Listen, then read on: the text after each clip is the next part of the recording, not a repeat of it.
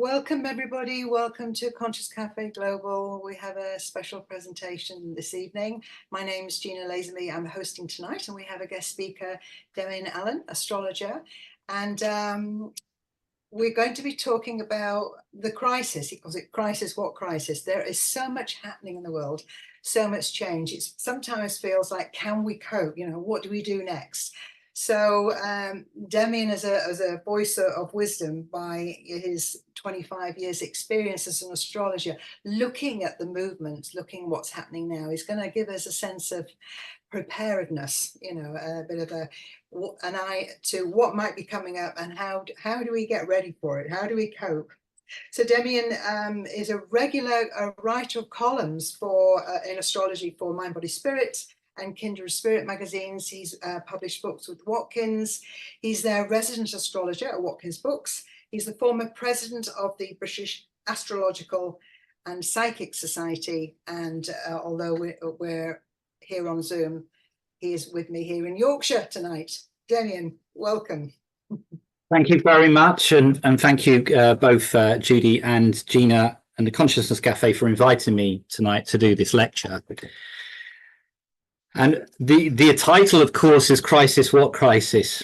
And I thought about this quite a lot because it seems that these days we're in a perpetual crisis.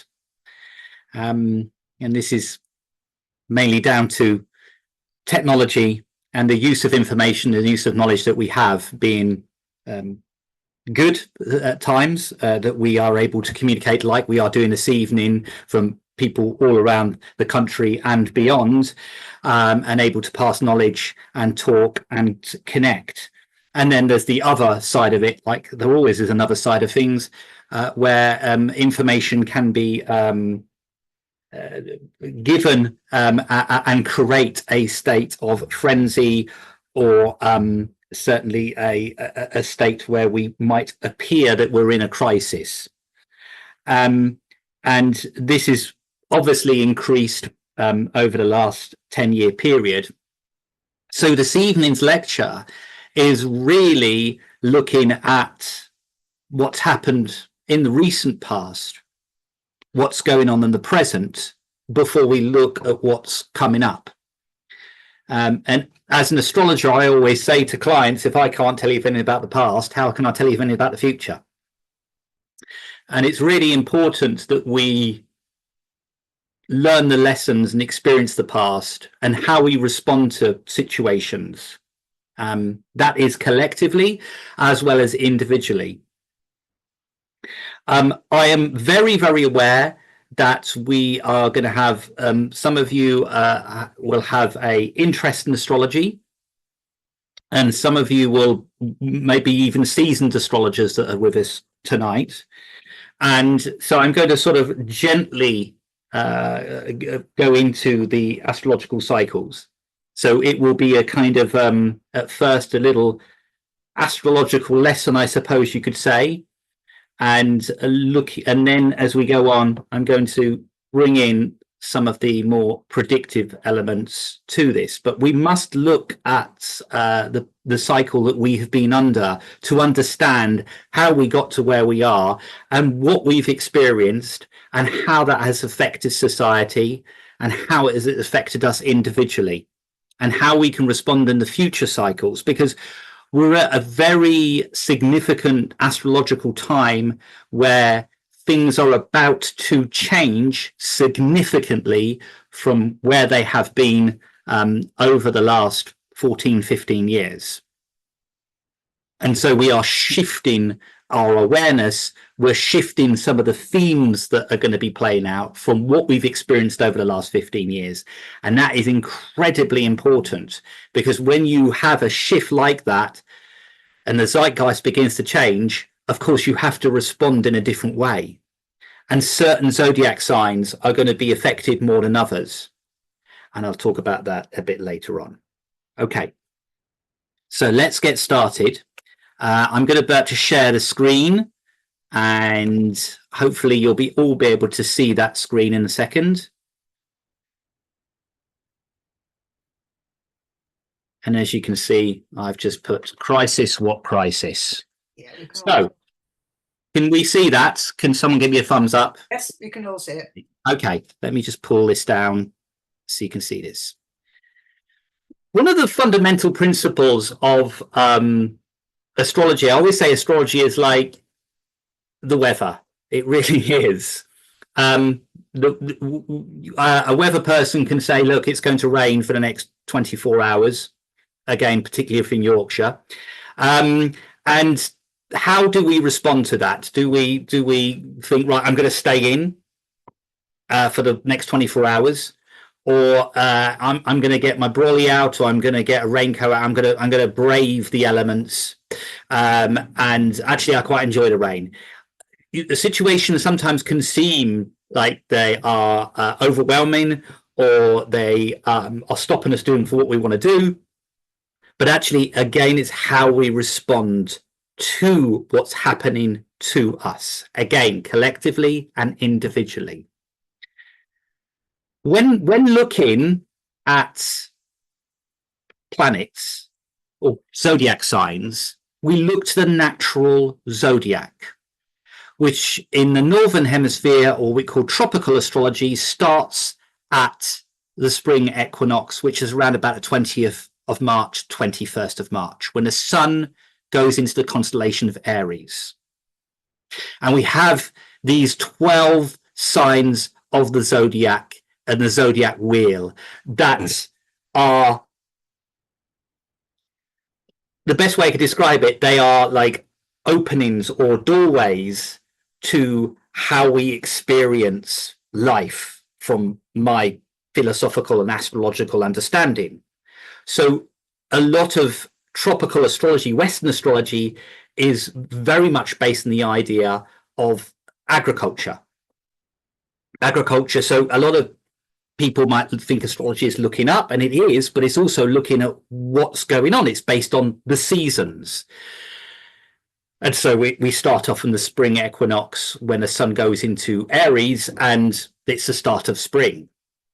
And everything springs into action, all nature, and everything is beginning to start planting and sowing the seeds for what may come. And as human beings, of course, we respond very much to those seasons: spring, summer, autumn, winter. And you could say that that has, in particular in the Northern Hemisphere, a basis on when we are born, what time of the year. Will have a basis on the personality of a person.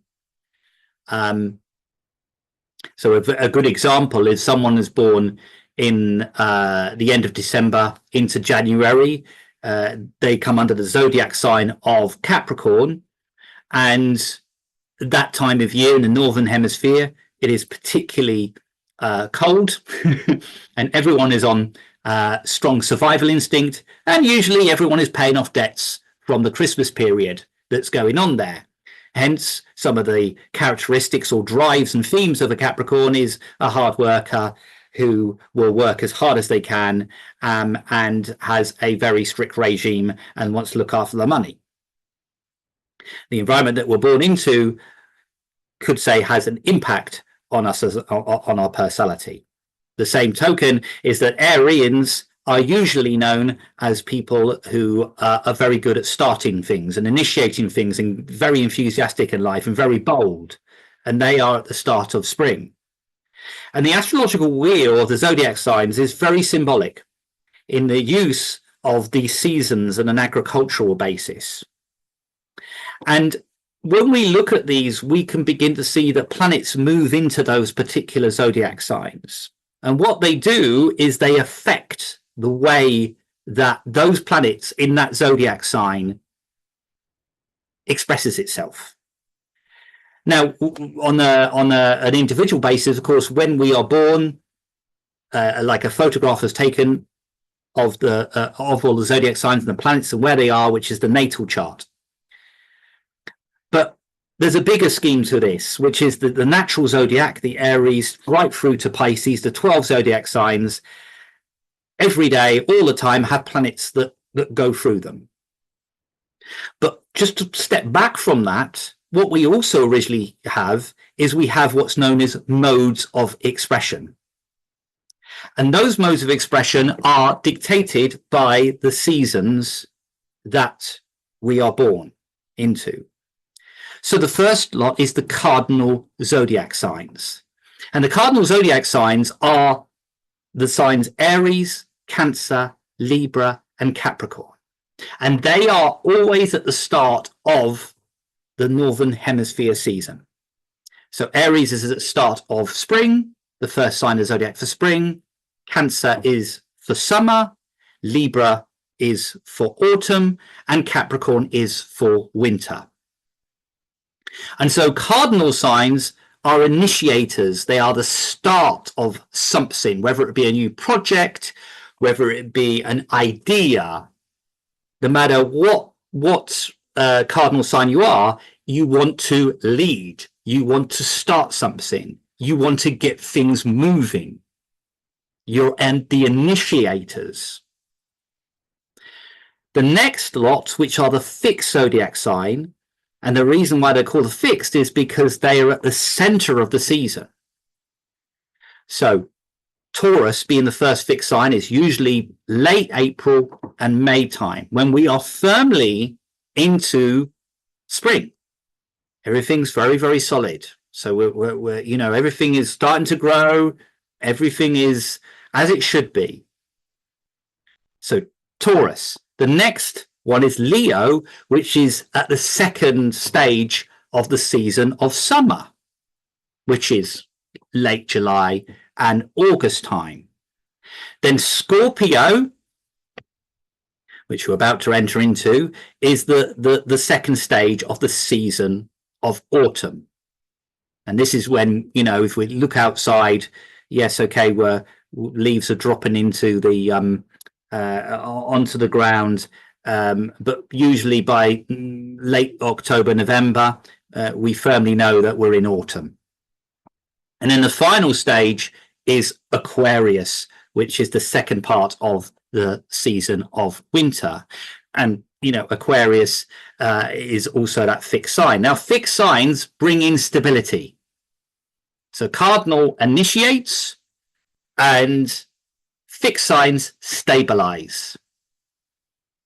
And then finally, we have the mutable signs, which are Gemini, which is at the tail end. Mutable signs are at the tail end of the season. So the season is about to change to the next season. So Gemini, being the first one, is right at the end of May, going into June, before we go into around about the 20th of June, the sun will go into Cancer and start up the new season. Virgo is at the end of summer. Sagittarius is at the end of autumn, and Pisces is at the end of winter. And if you look at those times of the years, it is very, very changeable in the weather. It's a destabilizing time. So mutable signs tend to be adaptable and changeable. And they are bringing in something new. They're letting go of something and they're bringing in something new, which is the cardinal quality that's about to follow them. And this is kind of important because the modes of expression really bring in a kind of a sense of how planets are going to manifest when they transit through those cardinal signs or fixed signs or mutable signs that have a bearing on the collective. Now, what I'm going to ask you to do is I'm going to put you into some breakout rooms. And probably in around, you're going to be in freeze for most of you, I think. And I want you to think about these modes of expression, your own mode of expression. Are you a cardinal sign? Are you a fixed? Are you a mutable? And how you react and respond as that mode of expression. Do you resonate with that? And how do you interact with others who are different modes of expression or the same as you with the people in the breakout room? Explore the idea for 5 minutes about what you feel about, you know, your mode of expression. Are you an initiator? Are you like a cardinal would be and like to start new things? Are you quite fixed in your routines and like to build and be determined? Are you like a fixed sign, or are you quite changeable? So we're going to put you into those breakout rooms. I think Gina's going to do that for you. Yep. You want to stop the sharing now? Okay. Yeah, that's it. Then I can look at the gallery view of everybody. So, okay. Oh, let's see, frozen. Okay, something happened. Gallery. Okay, folks. So, everybody understand that? Okay. So you said about 5 minutes. Sorry, Gina, there's just one question that's coming. Is this the rising sign, sun or moon, from Dully? Let's just do the sun sign for now. Yeah. Everybody, the main astrological sign, sun sign. Okay, great. So please go into your rooms of 3. If you said about 5 minutes, should we give them 2 minutes each? And is that, yeah? So I'll call you back in 6. I'll do that timing. I'll watch out to make sure somebody doesn't drop off and nobody's left alone. So I'm going to do 10 groups. Demian, you're not going in a group? No. So pull out of a group, and that'll be a group of 2. Because I don't know how I can stop you going in a group, and I don't have a chance to find out which breakout rooms. I'm going to do 10 breakout rooms. I haven't stopped recording. Sorry, Judy. Create 10 rooms. Open all rooms. Hold on a minute. Okay, great. So just to kind of like, just to give you an idea, and you know, there's going to be time for like questions and how that kind of went at the end. Got a bit to get through, but I mean, what I would think is how you respond to situations. And when we're going to look at some of the planets that have affected us, it will give you a kind of a sense of how those planets are manifested in that particular zodiac sign and whether that is compatible with you. So you get an idea of how that maybe have affected you on an individual basis, and of course how it affects again collectively, being really kind of important. Okay, I'm going to share the screen again back to where it was, and hopefully you can see that. Yes, right. So what we're going to look at is the outer planets, particularly. That's Jupiter, Saturn, Uranus, Neptune and Pluto. Us astrologers call the sun and the moon planets. Of course, are not. They're a star and a satellite, but we do it anyway. And the planets Mercury, Venus and Mars, they're what we call the inner planets.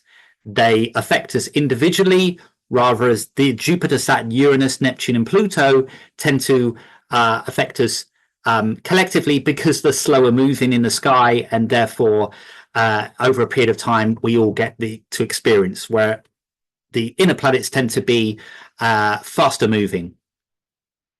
And the first planet I want to look at is Jupiter.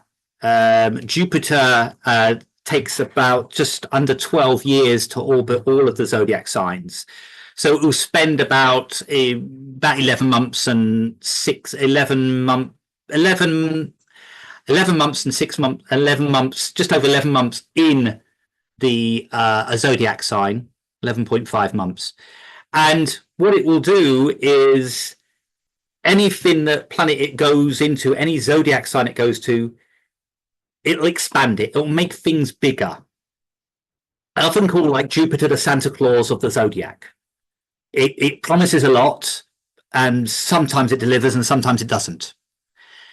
Now, since late May, Jupiter has been in the sign of Gemini. It's the first time since 2012 that it's been in Gemini. And we go back to our mode of expression. We recognize, I'm sure all of you, that Gemini is a mutable sign. And what's important within this is that Jupiter cannot really function very, very well in Gemini. Jupiter needs a bit more structure because it's not a planet that likes particular boundaries. It likes a vision, and it likes to kind of go forth and conquer, and it likes to make everything magnified and bigger. And so in Gemini, which is an air sign, which is a mutable sign, it can feel very, very scattered.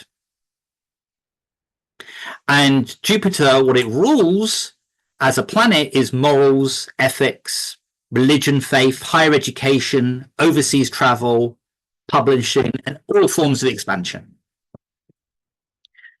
So what we've had here is a Jupiter that's not been functioning, and that went in around about the May 26th of this year. So information and communication, which is what rules Gemini, and Jupiter expanding that, means that we're in a period where we're getting way too much information and it's scattered. So Jupiter's not able to function the way that it would like. Now, on August the 18th of next year, Jupiter will enter the zodiac sign of Cancer. A Jupiter can function a lot easier in Cancer. Cancer being a cardinal sign, it is able to do something. It is able to accomplish a lot instead of this scattered energy here. I've noticed a lot of my clients, since Jupiter has been Gemini, have found it an extremely difficult combination on an individual level. It seems to have magnified communication to a degree that everything seems to have got out of hand, or there's been a lot of misunderstandings, or a lot of things blown out of proportion, and people have felt scattered with this energy and not been able to decide what they want to do, and have made decisions that have been quite high frequency and quite highly idealistic, with no actual background to it or tangible background to it. When Jupiter goes into Cancer, that will actually begin to settle a lot better. The next zodiac sign I want to talk about is Saturn. So Saturn takes about 29 years and 4 months to go around the whole of the zodiac. So it's a slower moving planet than Jupiter, which basically means that it'll spend about 2.5 years in each zodiac sign. Now, Saturn is a crucial planet because it rules society at large. When we're born, there is a date given to us when we're born. There is a time as well now. Time is ruled by Saturn. Us humans have constructed time. It is a construction. Got to be on time. Got to be at this place at this time. Got to start work at this time. Everything is based on time. In a way, time has its limitations. Saturn also rules the structure, the rules that you have to abide by.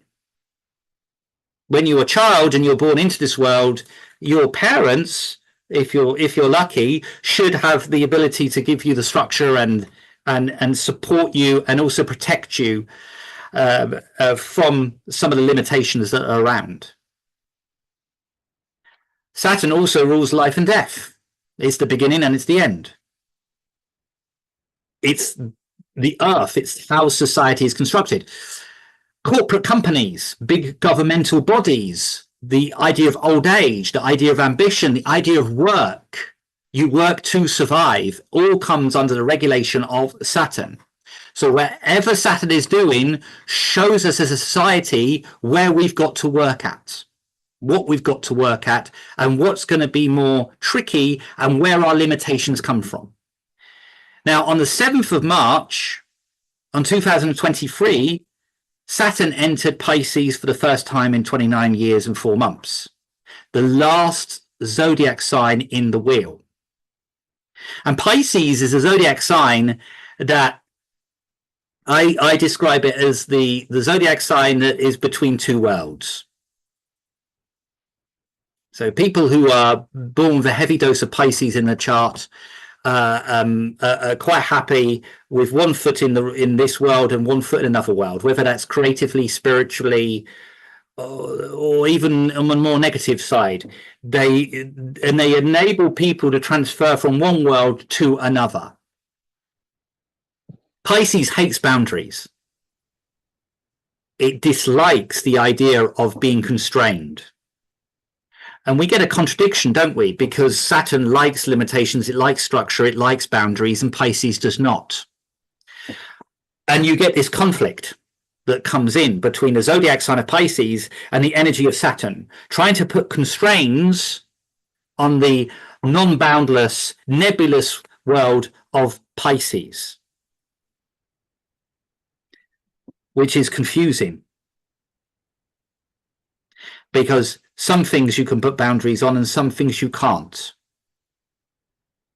And that causes kind of this conflict that we are experiencing at the moment. One example of this would be government institutions trying to impose the values, if you call it values, the policies that no longer work on a society that has begun to change.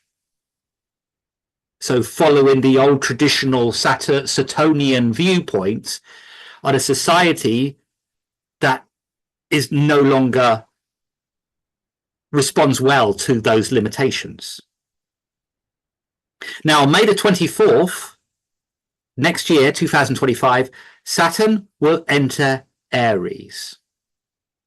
So we got a complete shift. If you look at that zodiac wheel I was showing you right at the beginning, Aries at the beginning, Pisces at the end.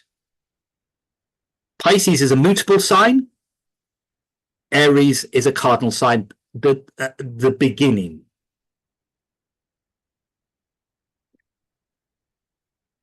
This is the symbol for the next one, which is one of the big ones. The next three are the big ones, and this is the one that's these next three planets have been. When we say about crisis, what crisis? We definitely put Uranus under that umbrella. So Uranus takes 84 years to go around the whole of the zodiac. So it spends 7 years in a zodiac sign about. What we've experienced since 2018 is Uranus in the zodiac sign of Taurus. And Uranus does not work well in Taurus. Taurus is a fixed sign of the zodiac. Now, before any of you ask, I don't use the modern rulerships of Uranus, Neptune, and Pluto with the zodiac signs. They are collective planets as far as I'm concerned. They are beyond that. Therefore, Uranus does not rule Aquarius. Saturn rules Aquarius. Now, Uranus in Taurus has not boded well. If we think about what we've experienced economically through our health, we're talking about COVID and lockdowns and the economic strains. The last time that Uranus was in Taurus was in the Great Depression. We can see that is a struggle. Uranus is a planet of eccentricity, rebellion, disruption, revolution, change, shock, the outsiders in society. Here we go. That was a very Uranian thing that Gina just did there. Which is to rebel against the normal aspect of recording and pressing and taking it off the record and put it back on. So Uranus is very much beyond the rules. It's beyond Saturn. So when we experience Uranus, we are experiencing disruption. We are experiencing change, and we may not like that change. And we're experiencing revolution and things being turned upside down. And chaos coming in. But Taurus is a fixed sign. It wants to remain steadfast. It doesn't like change.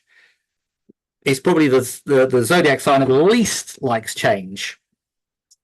Poor Taurians, since 2018, have had this planet Uranus traveling in their own zodiac sign, and we'll be glad to see the back of it, I'm sure. But Uranus is chaos and disruption, and it pulls things out, and it just makes things very much like it has no emotion to it. It has no sentimentality. It's very clean in its intention, the unpredictability. And if you think about Taurus as a zodiac sign that rules the collective, Taurus is about self-value, what we value. It rules our financial element. It rules the banking systems. It rules the economics. It rules the parts of society that we would deem as stable, that we can build upon. It rules housing and property to some extent as well. And all those things have been challenged. Our stability has been challenged from a collective consciousness point of view. If you are wedded to the idea of the materialistic and to the routine, then the last 6.5 years you would have found very, very difficult. If you are a person that has a lot of value in the material, then again you're going to find it's been very, very difficult. If you have a lot of Taurus in your chart, either the sun or a rising or a moon, you would have found this very difficult. But the thing about Uranus is it's about liberation as well, liberating us from the restrictions of our own making as a society, changing things up. And that's the beauty of Uranus, but it's not particularly pleasant when we go through it collectively. Now, what's going to happen on July the 7th next year, 2025, is Uranus is going to enter into Gemini. Now, if we look at this, we've gone from a fixed sign and we're going to go into a mutable. Now, Gemini is an air sign. So it likes to breathe. It likes to circulate. Uranus is more comfortable in Gemini.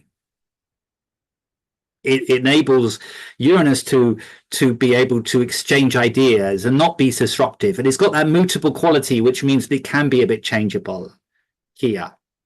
The idea when Uranus goes into Gemini of the education sector being completely in the Western world revolutionized, it will come along. The idea of transport becoming cheaper and cleaner and more effective under Gemini is going to be incredibly when Uranus enters Gemini. The idea of the environment and technology having a real effect on the environment in a positive way, but it also is going to bring in a sort of scatterness. It's going to mean that we enter into the virtual world even more than we've done, but it will bring us closer together as well. It means that cashless society will begin to emerge under Uranus and Gemini. This has been threatened, but when Uranus goes into Gemini, it will enter it. We'll enter into a new state of buying and selling in a completely different sphere to what we've experienced before, of how we buy, how we sell, commerce in general. The technology to learn much more and learn in different ways as children, as adults as well. Everything's going to get faster and faster. But it's also going to be about the day-to-day living and the short trips that we've done. There's a thing that's come out, which is the idea of the 15-minute city, where you don't leave you stay within that area of 15 minutes within your city and everything's there. That idea will take a different form, but that philosophical thinking will be much more there with it, and you'll begin to see that much more. The whole idea of cars and transport, of having your own cars, will also begin to disappear under this energy of Uranus and Gemini. It's quick thinking, it's bold, it can be scattered, but Uranus has the ability to change things up and actually can do stuff, whereas Uranus in Taurus has been heavy and extremely volcanic, with not much actually happening that we can see as positive in a way. And I think when it enters into Gemini, that will begin to change. But Uranus is eccentric, which means that we could become, as a collective society, far too engrossed in the idea of the individual rather than the collective. This is what we have to be careful of. Mercury is ruled by Gemini is ruled by Mercury. Therefore, it's about scattered information, about taking information, it's about passing information on. And this is going to become more freely available. Next one planet is Neptune that I want to look at. Now, Neptune takes about 165 years to go around the whole of the zodiac. So it spends about 14 years in each sign of the zodiac. Now, what we have here is we've got, since 2011, March 2011, Neptune entered into Pisces for the first time since 1848. Now, Pisces, as we know, is a mutable sign, water sign. So again, the changeable. Now, Neptune rules the unknown, the nebulous, escapism, virtual reality, ghosts, new age, spiritualism, non-boundaries, drugs, alcohol. It's a planet that diffuses, dissolves, and creates a certain amount of confusion and deception and creativity and spiritual higher consciousness. And I mentioned the year 1848 because that was the start of the movement, of the spiritualist movement. And what we've experienced since 2011 is boundaries in information being non-boundary. So we live in a world which is called the post-truth world. We do not know what the truth is. Or somebody can say, this is my truth, and you can't do anything about it. We live in a world where the structure about the idea of identity as well has been challenged an awful lot. We also live in a world of virtual reality, where we live in this social media world where we each have our social media personality or avatar, and then we have the reality of the physical side of us. We are finding that increasing people living online, positive and negative. I'm not making a judgment about that, but you know, Pisces is always between two worlds: the tangible, the reality world, and the virtual world in this case.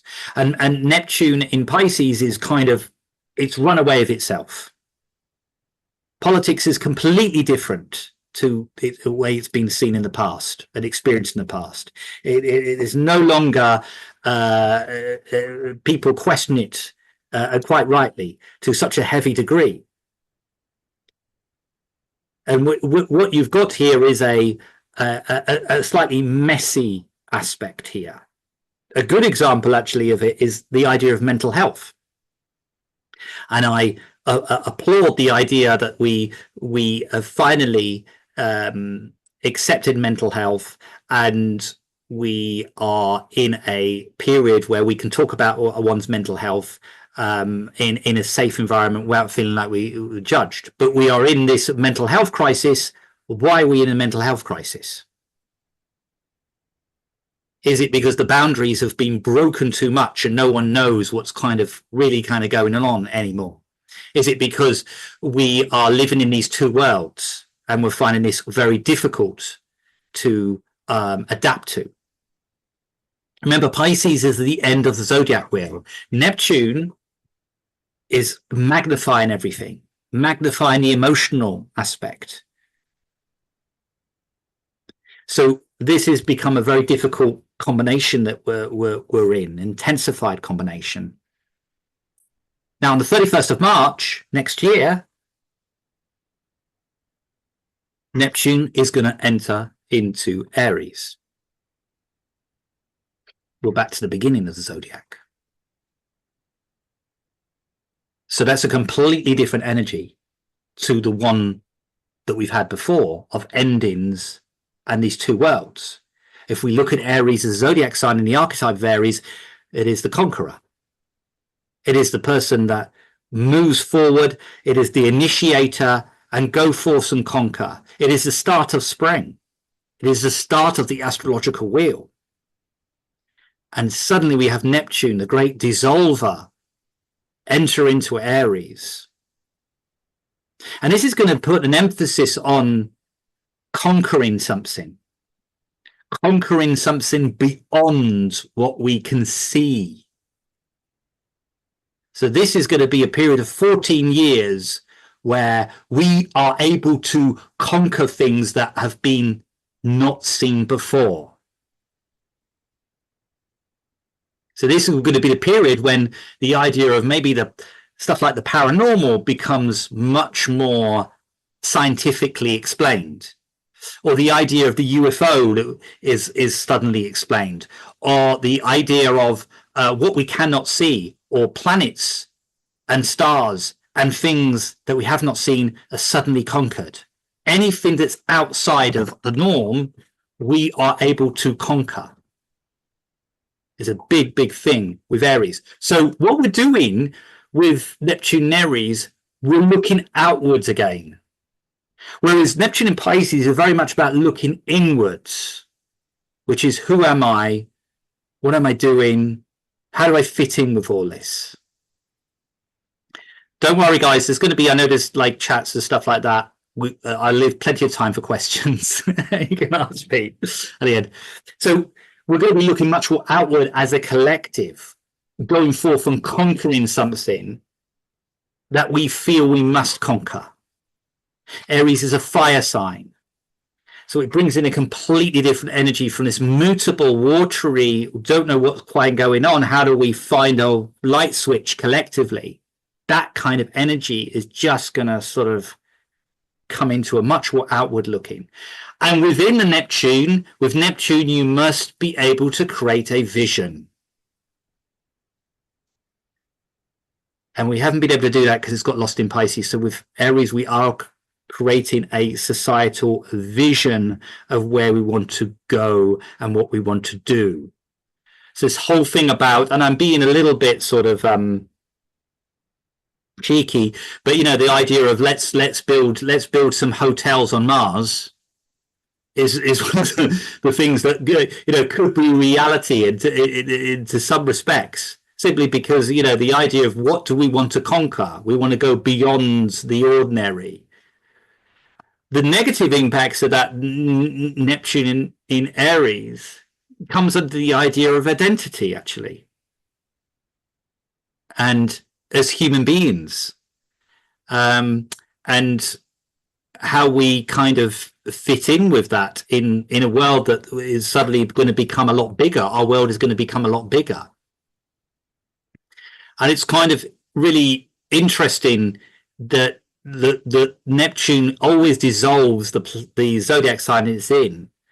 And Aries is a what's seen as a zodiac sign that initiates and creates change, and really kind of archetypally, and I don't like to use this word, but in a sort of gender form, it would be kind of quite seen as quite masculine in its energy, or yang in its energy, that being slightly dissolved.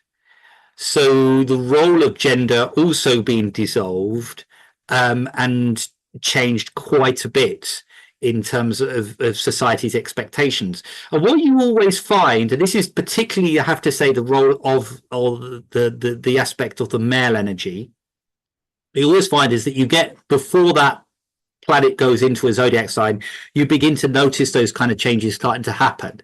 So the idea of what it means to be masculine from either biological or gender, sex, is going to begin to change dramatically with Neptune going into Aries. And how we deal with leadership. Leadership is seen as one person needs to lead and the rest follow. Under Neptune, that will be much more collectively sought out. Aries likes to challenge the authority, so Neptune will bring in some new aspects about how we challenge and how we deal with the idea of things that need to be changed in society. Things with storms, volcanoes are going to become even more active during the period of Neptune in Aries, much more, and environmental consequences that's been building up for some time here. So it's everything in life. You know, you have the good points, you have the not so good points, and again, it's how we respond to that energy. We must look forward, we must be bold in our convictions of looking forward with Neptune in Aries. Now the last planet I want to look at is Pluto, and I think, although I've touched on particularly with Uranus and Neptune being a massive effect, Pluto has been a huge effect for such a little planet, or a dwarf planet, as it's said by the astronomers. So Pluto entered into Capricorn in January 2008, and literally about 2 weeks later, we had the financial crash of the Lehman Brothers. And Capricorn is a zodiac sign that rules governmental bodies, work, financial institutions, the traditional or conventional aspects of society. And when Pluto entered it, the challenge, because Pluto rules power, ambition, control, the hidden, the criminal underworld, corruption, transformation. So I've been an astrologer now for a long time, and when I used to do workshops pre-2008, I would ask the question, how many people in the room trust the politicians? And it was usually a 60% trusted, 40% didn't. Post 2008, if I ask that question, no one trusts politicians anymore, because what's happened with Pluto is it has completely transformed the idea of governmental institutions or big companies or corporate company, big beasts actually looking after us or having our best interests, or them being put on a pedestal. We have had countless over this last few years of countless examples of corruption and things being hidden. You know, one of the biggest things that has been in this country, I think, probably is the BBC and stuff like the Jimmy Savile aspect being exposed, and all that came with that. You know, a national institution that has been challenged and is still getting challenged as we speak at the moment. Pluto is at 29 degrees in Capricorn. It's at the end of its cycle. Before on the 19th of November, it will go into Aquarius, which we're going to talk about in a second. But you know, Pluto went into Capricorn in 2008, and Capricorn is a cardinal sign. It is the start of something, and it's broken a lot of the institutions down and a lot of the political aspects down. And as I said earlier, you know, the politicians and political parties and the economics are still trying to hold on to the traditional ways of doing stuff, and it's not working. It's not working. It won't work until there is fundamental changes that take place. Society has changed. It has moved. It is moving. And before that happens, before that change happens, you've got to break down stuff. And this has been very, very difficult in so many ways, this Pluto in Capricorn. And when a planet goes into a cardinal sign, that being Aries, Cancer, Libra, or Capricorn, things change very, very quickly. Very quickly. And the world that we lived in just before 2008 has now fundamentally changed hugely because of this Pluto in Capricorn. Now, next month, Pluto will enter Aquarius. It has been in Aquarius briefly early in the year, but it's going to enter into Aquarius, and it will be there for over 20 years. And Aquarius is a fixed sign.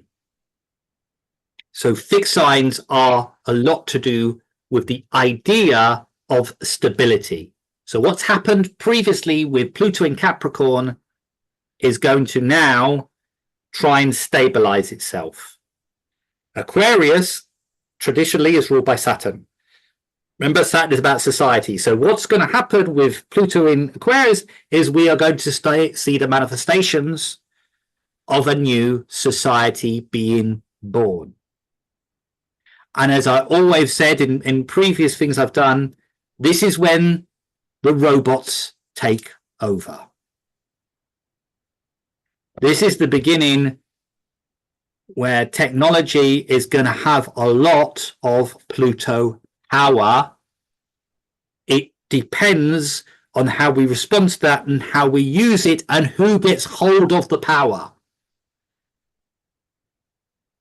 And one of the things that's come out recently in the last few years is the whole idea of AI, which is very Pluto and Aquarian symbolism, and that is going to grow, and it's going to grow. But we've had the dissemination of society to some extent. Now we're going to rebuild things, a society within this Pluto and Aquarian.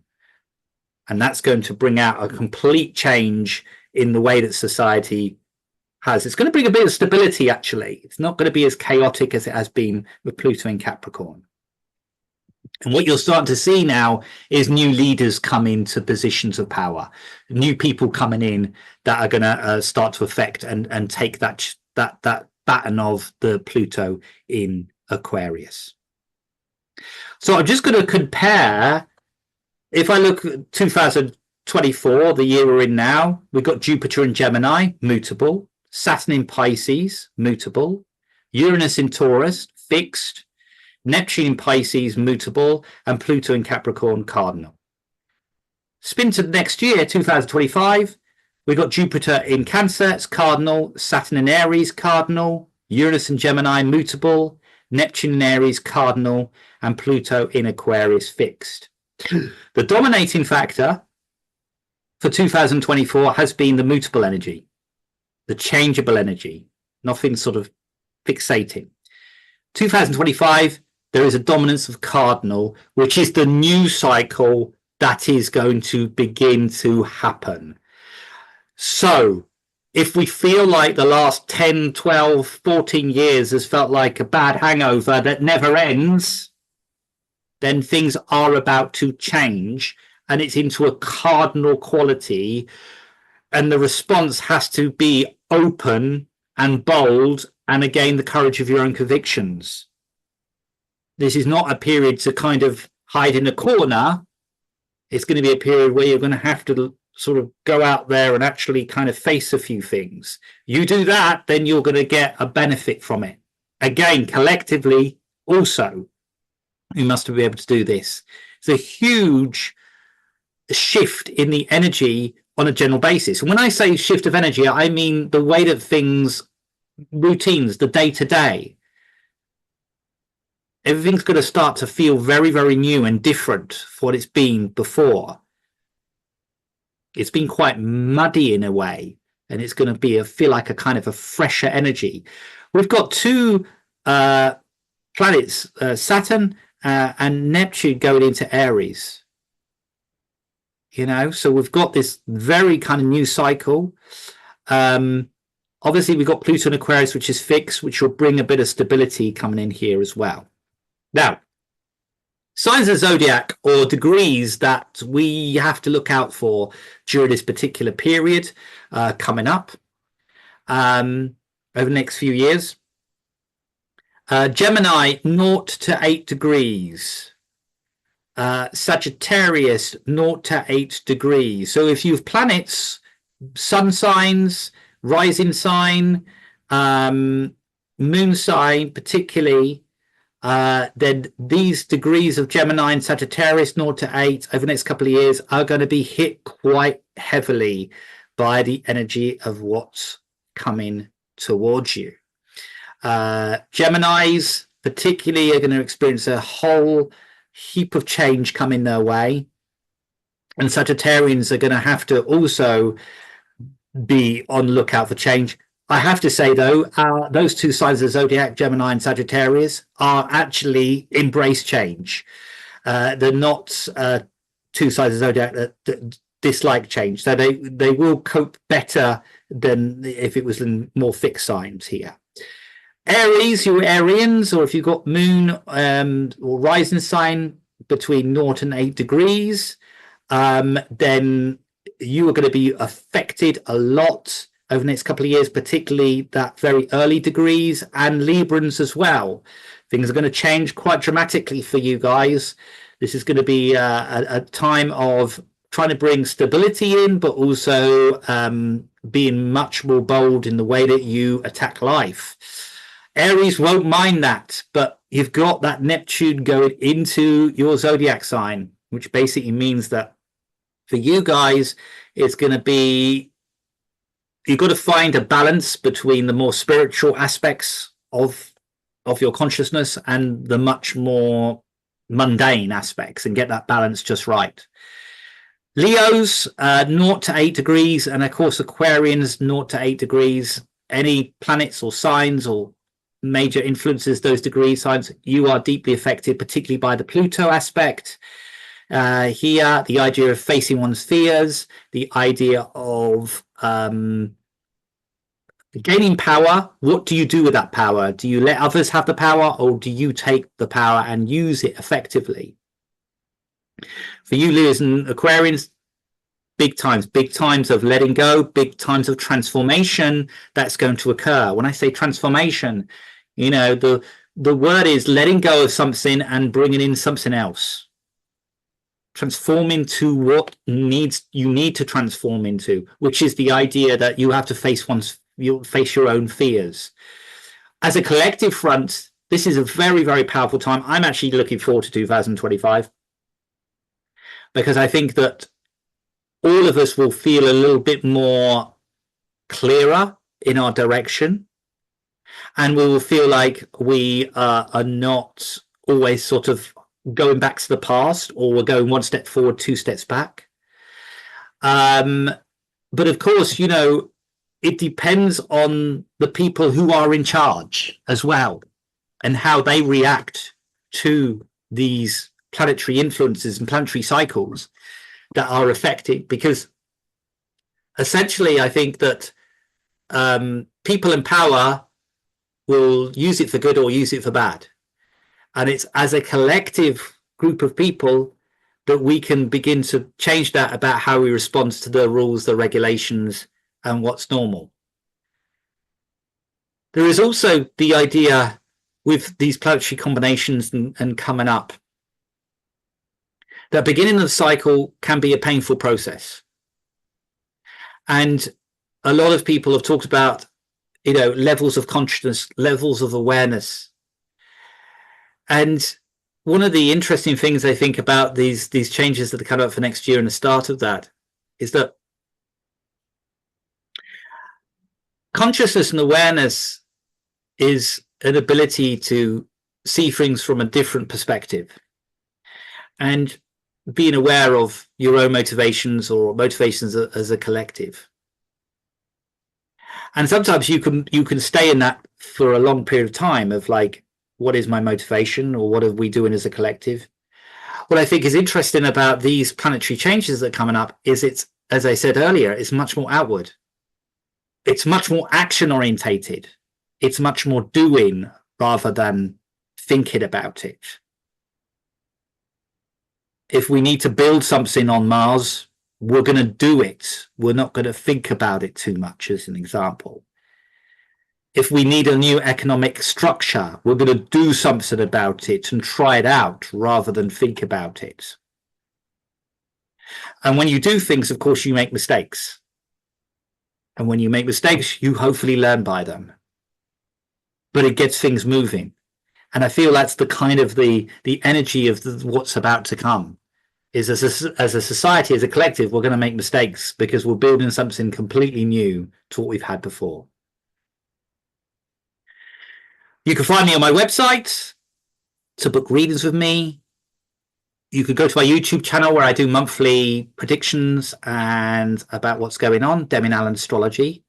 And now I'm going to stop the share and take any questions. As much as I can, you can ask me anything about world events or whatever you want to ask. So I'm happy to answer, or try and answer at least. You Thank get you for listening. your glass of water. Well, wow. I mean, bottom line, with so much change, it feels like we're turning a corner. That's what I was kind of getting from that. Yeah, I think that's the thing, because these outer planets are actually moving into different zodiac signs, and therefore they're going to bring about completely different ways of responding and manifesting. And I think that's the thing, when you get those kind of changes, particularly the longer outer planets, the Uranus, the Neptunes, the Pluto, society does change. You look back and then you can see how society will change with these major planetary influences. Yeah.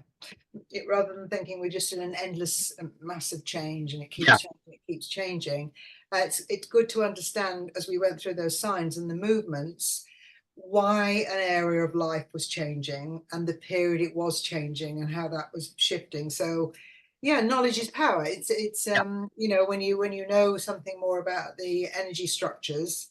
I mean, when you were describing me, I was thinking, no wonder it's scattered. I could feel it. I could really feel it. I could feel that next year's different. So let's just trying to read your questions. Are there any indications of a de-escalation of the violence? So Judy's asking about, are there any indications of a de-escalation in the violence of the wars we're seeing? I mean, that's a huge shift and change, isn't it, that's been happening? So any commentary about the violence that we're seeing now, experiencing? So the Israel-Palestine, I'll comment on, because there's a lot of wars, as always. That one seems to be a main one at the moment. That both there's charts basically for Israel and Palestine, and the sun at 23 degrees in Taurus is for both of them. They're both charts taken from 1948 in the State of Independence. Just before October the 7th, Uranus was for the first time at just come up to 23 degrees in Taurus. Therefore, I talked about Uranus being revolution. It's unpredictable. It's unsentimental. So I'm not saying that Uranus is to blame. I'm saying that Uranus will bring about this kind of energy of tension that needs a release, and it will usually be quite dramatic. So the last time that Uranus hits that 23 degrees will be March of next year.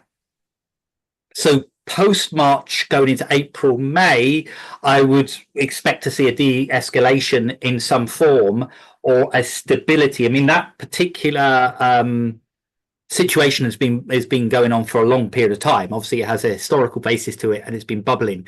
But I would expect a de-escalation or something to be set up post March of next year with that, as Uranus passes over the 23-degree mark. And when Uranus goes into Gemini, I expect things to be a lot more stabilized with that situation. Interesting. Mm.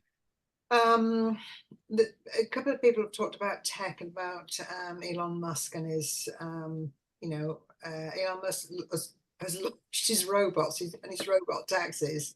And a comment was made by Teresa about a new group of human beings are being born, modified humans with gene altering therapies. Yeah. Was transhumanism. Do you want to comment on that aspect of?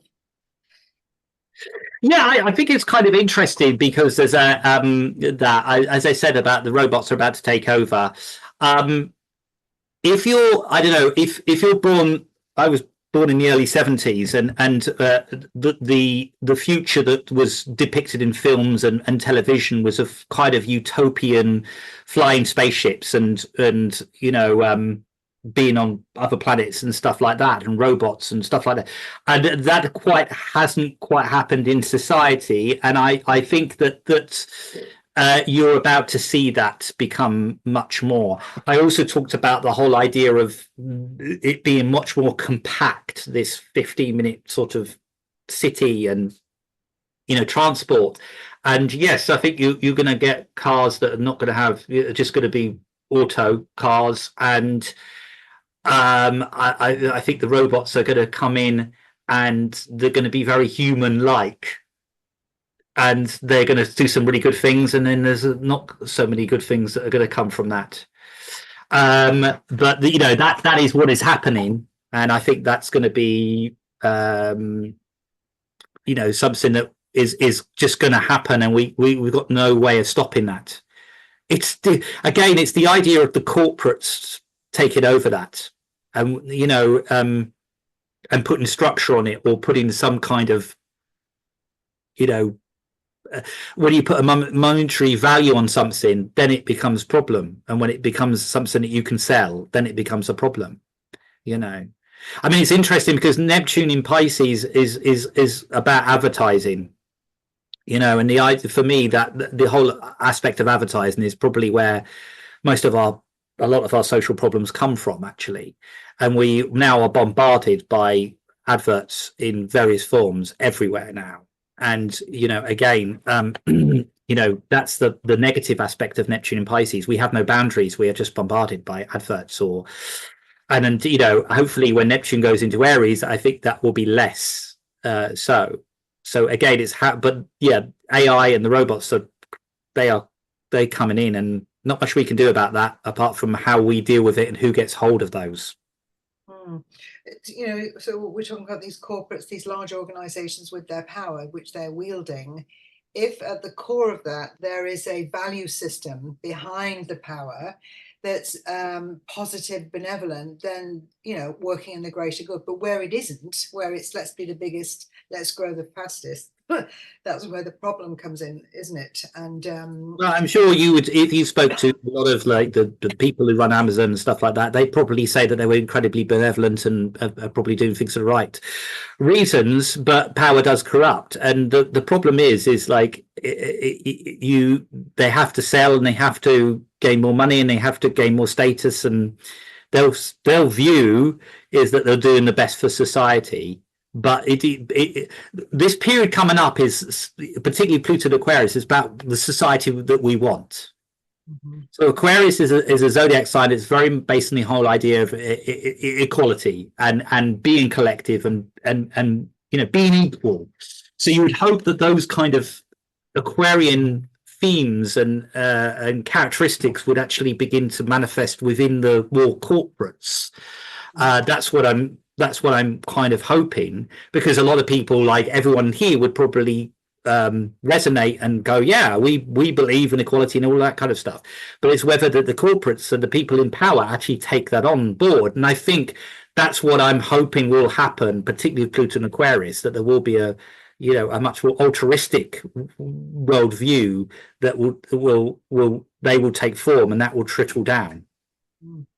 So you're talking about this, it feels like that society will have more power or more say, potentially, and we've got these new kind of leaders who may well emerge. Teresa put a long message here. It's hard for me to synopsize it, but she was talking about the corruption that has been around, that you referred to, and this idea of 15-minute cities. It's one thing to make things easy for people. It's another thing to contain people and remove freedoms and, the agendas of places like the World Economic Forum. How is that going to expand in this area where there's potential more power for society? Yeah, it's good. It's a good question, and I think a lot of it comes back to the idea of constructing a new society in the first place. So the society that we have currently in the Western world does not really work. I think we're starting to see the remnants of that when we talk about people's mental health and people's how they view life and structures and families and relationships, and we're starting to see that a lot of those problems are down to the society that we have created, or a society that no longer kind of functions the way that it used to. So the vision is to create a new society, and there are going to be some really good points to that, and there's going to be not so good points to that. But I suppose the end result of that is that we do need to create a new society, because the society as a whole does not quite work for most people.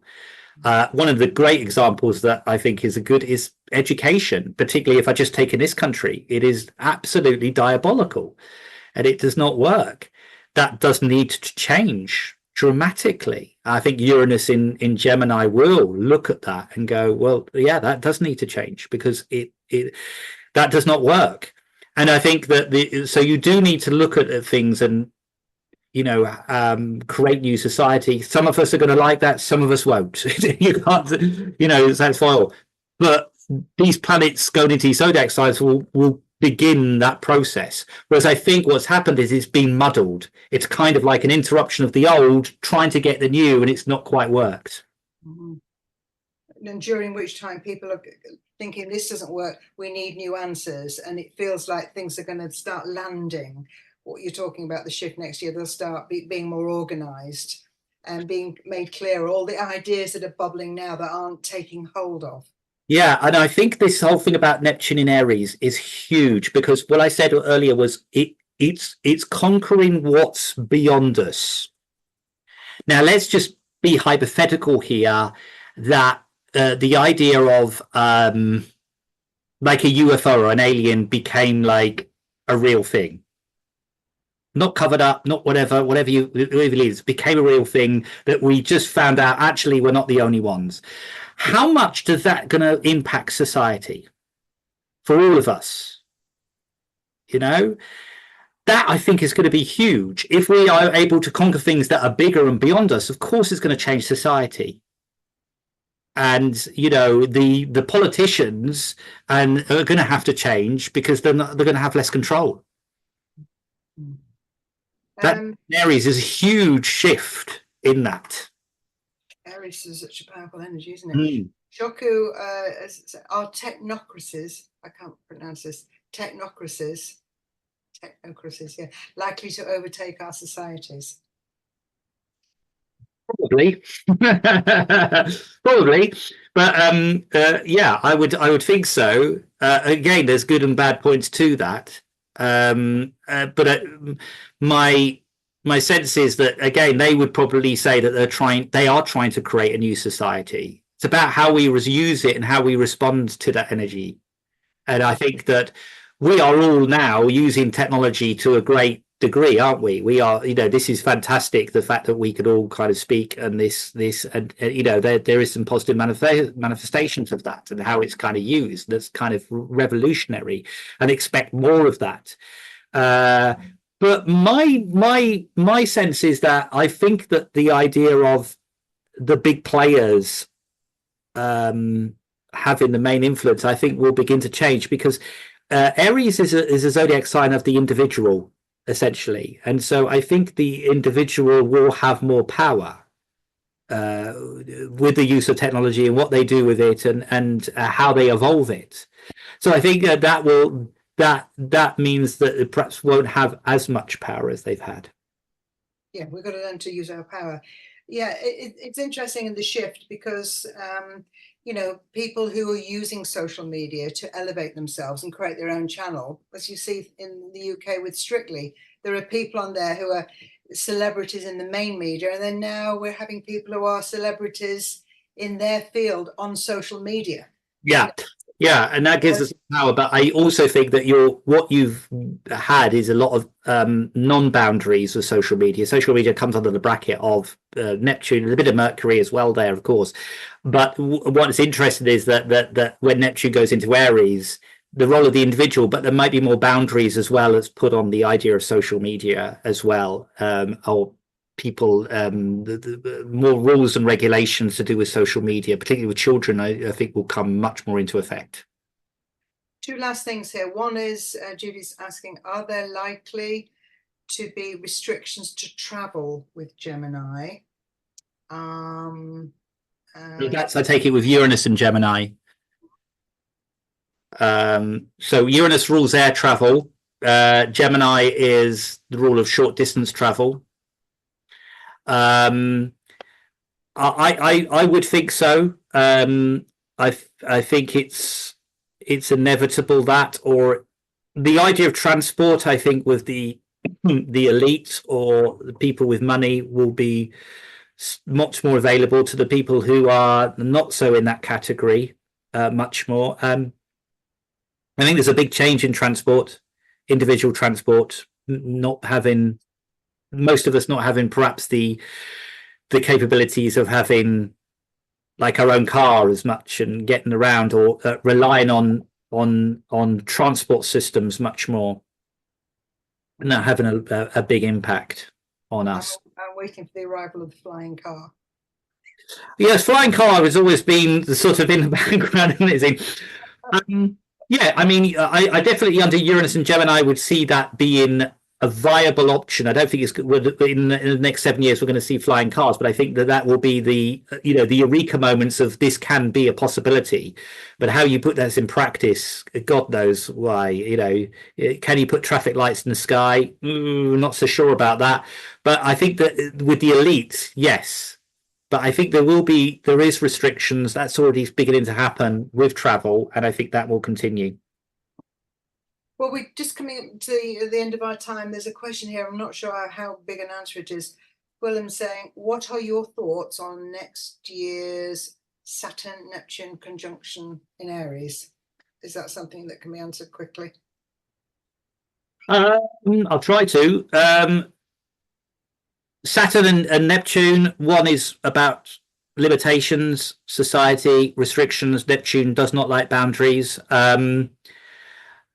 New political parties coming into positions of power, having much more influence. But I think fundamentally, the biggest thing that will come from that is to do with asylum seekers and people crossing boats from all parts of the world, policies being brought in to put more restrictions on that.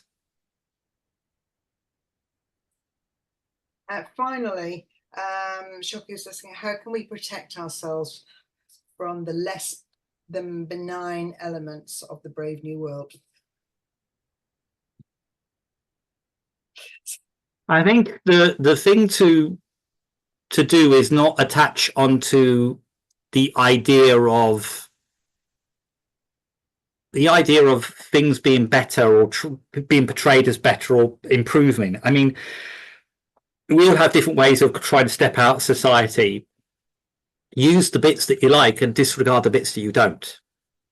It really is kind of like some of the stuff that's coming our way is going to be brilliant. Like as an astrologer, when I started out in astrology, I literally, I drew up charts, and when I was a young man in my sort of early 20s, I went around on a push bike going to clients' houses with all my bits of charts stuck in the back. Now, most of my work is now done online because I have clients all around the world. So this is a very good way of experiencing technology for me. It's been great for my work. But if I obviously if I'm locked into Zoom, for 7 hours a day, that's not going to do me any good. So the best piece of advice I give to anyone who asks is everything in moderation. Yeah, brilliant. Demian, fantastic. I think that, what we've listened to today is almost like worth a second listen, because it was a wonderful tutorial at the beginning, really understanding the energies of the 12 that we know about, then the influence of the outer planets and the big change, and seeing this point that we're at, such an important point in time. So yeah, forewarned is forearmed, really, isn't it? We know what's going to happen.